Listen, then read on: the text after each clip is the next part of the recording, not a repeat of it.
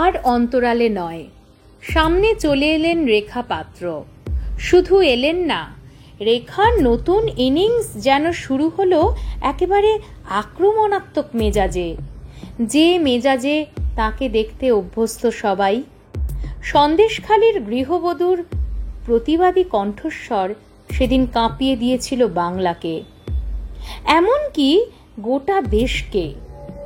সেই রেশ ধরেই লোকসভা বসিরহাটের প্রার্থী হয়ে ভোটের ময়দানে পা রাখা।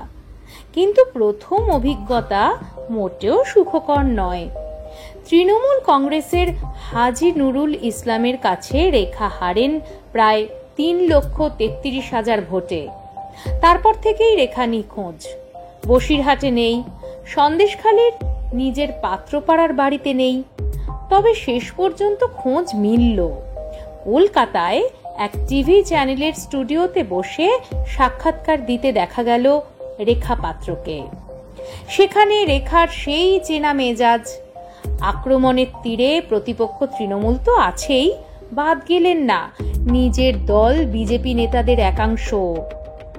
পরোক্ষে যেন ভোটে হারের জন্য অন্তর্ঘাতকেও দায়ী করছেন। কি বললেন রেখা? সন্দেশখালির প্রতিবাদী কন্যার মতে তার দলের যে কার্যকর্তারা তাকে হারানোর জন্য ছুরি মেরেছেন, তারা একদিন ঠিক এসবের জবাব পেয়ে যাবেন। এরপর যেন একটু দার্শনিকের ঢঙে রেখা যোগ করলেন, আসলে আমরা ভুল করার আগে ভাবি না। যে দল তাদের সম্মান দিল, তারাই তৃণমূলের সঙ্গে মিলে এসব করল। অবশ্য সবকিছুর জবাব একদিন পাবে। শুধু অন্তর্ঘাতের অভিযোগে থেমে থাকেননি রেখা, পাল্টা তৃণমূলকেও বিঁধলেন।